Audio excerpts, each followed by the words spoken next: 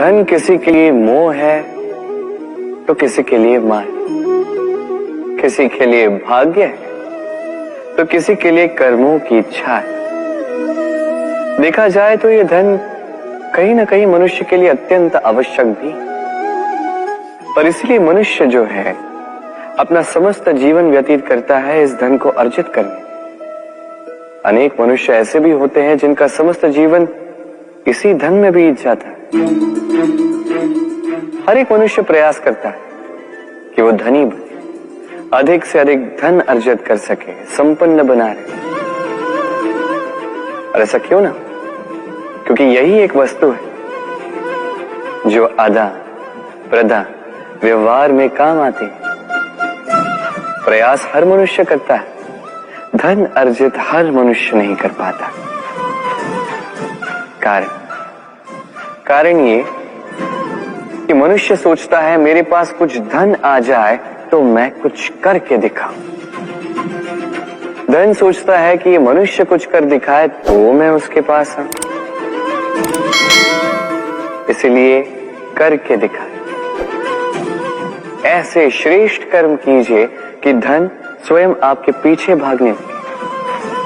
आप यदि धन के पीछे भागोगे तो आप अपना संतोष खो दोगे, किंतु यदि यही धन आपके पीछे भागने लगे तो आप महान कहलाओगे। इसलिए कर्म कीजिए, श्रेष्ठ कर्म कीजिए। ये धन तो फल स्वरूप आपके पीछे आएगा ही आएगा। तो आइए और मेरे साथ प्रेम से कहिए राधे राधे। आपने कभी मोर को नृत्य करते हुए देखा है? कहा जाता है कि जब मोर नृत्य करते हैं उनके नेत्रों से अश्रु बहते हैं। वही दूसरी ओर है हंस। कहा जाता है कि ये मरते समय भी कलरव करते हैं, अर्थात गाते हैं। कदाचित इसीलिए मोती के दाने हंस चुगता है, मोर ने।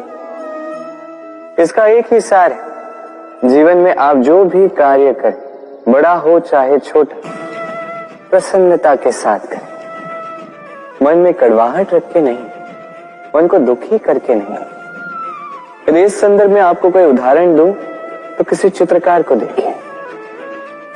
चित्रकार अपने चित्र में जो भी रंग भरता है वही रंग प्रतिबिंब बनकर उसकी कला को रंगत देते हैं। स्मरण रखिए, प्रसन्नता के साथ जो भी कार्य करोगे तो बहुत अच्छा होता है।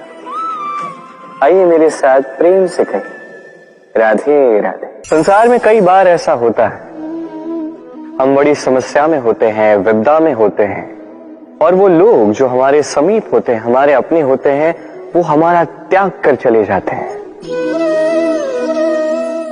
हम ऐसे में दुखी हो जाते हैं, निराश हो जाते हैं, फिर स्वयं चलकर उस समस्या से बाहर आते ही हैं। अब परिस्थिति चाहे जो भी हो, वो लोग जिन्होंने ऐसे समय पे आपका त्याग किया, उनसे क्रोधित होना, उनसे रुष्ट होना, ये अनुचित है। मैं तो कहता हूं कृतज्ञ रहिए। मैं तो कहता हूं उन्हें धन्यवाद कहिए कि उन्होंने ऐसे समय पे आपका साथ छोड़ा जब आपको उनकी सबसे अधिक आवश्यकता थी। क्योंकि या तो उनको विश्वास था कि आप स्वयं इस विपदा से बाहर चलकर आएंगे, या तो उनके त्याग के कारण आपने स्वयं का प्रोत्साहन बढ़ाया, स्वयं की शक्ति बढ़ाई और स्वयं उस आग से चलकर बाहर आए। अपने बुरे समय को आपने अपना अच्छा समय बनाया। अंत में आप और शक्तिशाली हो जाते हैं और श्रेष्ठ हो जाते हैं। और यही तो आपकी विजय है, जिसका कारण है उनका साथ छोड़ना। तो उन्हें धन्यवाद कहिए और मेरे साथ प्रेम से कहिए राधे राधे।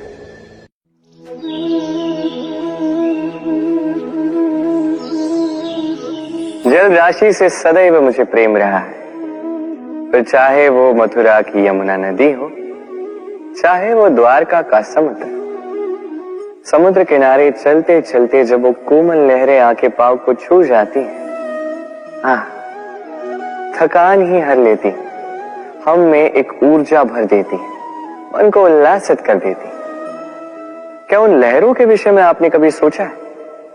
यही लहरें जब तट पर आती है, छोटे कंकड़ों से टकराकर बिखर जाती हैं, और समय ऐसा भी आता है जब यही लहरें इतनी कठोर हो जाती है कि विध्वंस फैला देती है, सब कुछ नष्ट कर देती है। इसका एक सार है, एक अत्यंत महत्वपूर्ण सीख है कि कभी किसी को दुर्बल मत समझिएगा, कभी नहीं, क्योंकि ये दुर्बलता ये जब अपने वास्तविक बल का भान करती है, प्रबल विनाश मचाती है। इसलिए किसी की विनम्रता, किसी की कोमलता का सदैव सम्मान करें। आप सोच रहे होंगे कि मैं कर क्या रहा हूं। आज मैंने सोचा भोजन बनाने में तनिक सहायता कर देता, इसलिए चावल चुन रहा था। अब आप कहेंगे कि यह कार्य तो अत्यंत कठिन होगा।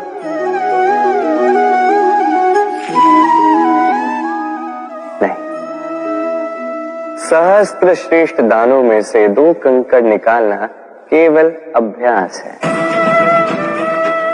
वास्तविक रूप से कठिन कार्य और कला वो जहां पे सहस्त्र कंकड़ों में से एक रत्न निकालना होता है। अब इसका सार क्या है? सार यही कि बड़प्पन उसमें नहीं जहां हम लोगों की बुराइयां निकालते हैं, बड़प्पन उसमें, श्रेष्ठता उसमें जहां हम दूसरों के भीतर से अच्छाइयां निकालकर उनके समक्ष, इस संसार के समक्ष प्रस्तुत करते हैं। आइए और मेरे साथ प्रेम से कहिए, राधे राधे।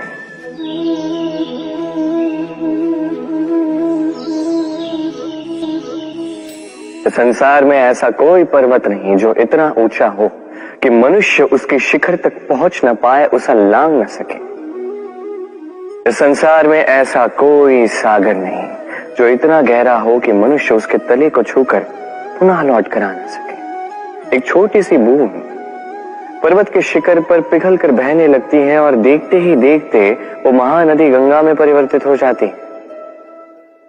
कारण क्या है? कारण है प्रयास, प्रारब्ध नहीं। ये प्रयास ही निश्चित करते हैं आपका प्रारब्ध क्या होगा। ये सारा खेल प्रयास और प्रारब्ध का ही है। आपके जैसे प्रयास होंगे वैसा प्रारब्ध आपका होगा। और यदि आपके ये प्रयास ऊंचे हो तो प्रारब्ध को तो आपके समक्ष झुकना ही है। क्यों? तो आइए और मेरे साथ प्रेम से कहिए, राधे राधे। लक्ष्य, मार्ग और सफलता, ये तीनों आपस में जुड़े, किंतु कई बार लोग इसे उचित प्रकार से समझ नहीं पाते। सोचते हैं कि जैसा लक्ष्य होगा वैसा मार्ग होगा, उसी के अनुसार। लक्ष्य कठिन तो मार्ग कठिन, लक्ष्य सरल तो मार्ग सरल। यदि आपको वास्तविक सत्य से अवगत कराऊं तो सब कुछ इसका उल्टा। लक्ष्य अपना मार्ग नहीं बनाता, मार्ग वो जो आप स्वयं चुनते हैं, जो आप स्वयं बनाते हैं।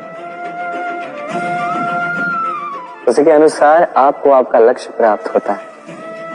इसलिए जीवन में जब भी लक्ष्य तक पहुंचने के मार्ग के विषय में आप कोई भी निर्णय ले, सोच समझ के लीजिए, क्योंकि मार्ग अत्यंत महत्वपूर्ण होता है।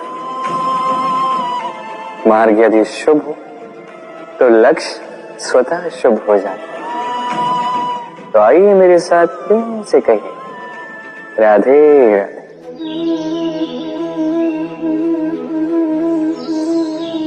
कई बार मनुष्य अतीत को देखता है, आज अहंकार में भर जाता है। कभी वर्तमान को देखता है, भविष्य के विषय में सोचता है, मद में चूर हो जाता है। क्यों नहीं समझ पाता एक सरल सी बात? ये सृष्टि जो है, ये सृष्टि एक चक्र है जो बार बार आपको दोहराएगी, कठिन से कठिन परीक्षाओं पे आपको उतारेगी, जिस पर आपको उत्तीर्ण होना ही है। जो कल था वो आज नहीं है, ये सभी को ज्ञात है। जो आज है वो कदाचित कल नहीं होगा, ये भी आपको मानना होगा। एक मुस्कुराहट के साथ आपको शांत रहना है और कभी भी इस मन में अहंकार उत्पन्न होने नहीं देना है। बनिए उस हिमखंड की भांति कदाचित वो इसलिए इतना ठंडा रहता है क्योंकि उसे ज्ञात है वो कल जल के रूप में था, आज बर्फ के रूप में तो है, किंतु कल पुनः वो जल के रूप में ही जाएगा। स्वयं को शांत रखें। कदाचित आज आप सफलता के शिखर पे हो, कदाचित ना। आपको हर एक दिन अवश्य देखना है। बस निरंतर प्रयास करते रहिए, हर परिस्थिति के लिए सज्ज रहिए और इसे संतुलन मिला है। आपका कल हो आज या कल, आपके अच्छे दिन हो या बुरे दिन, सब पवित्र हो जाएंगे। तो आइए और मेरे साथ प्रेम से कहिए, राधे राधे।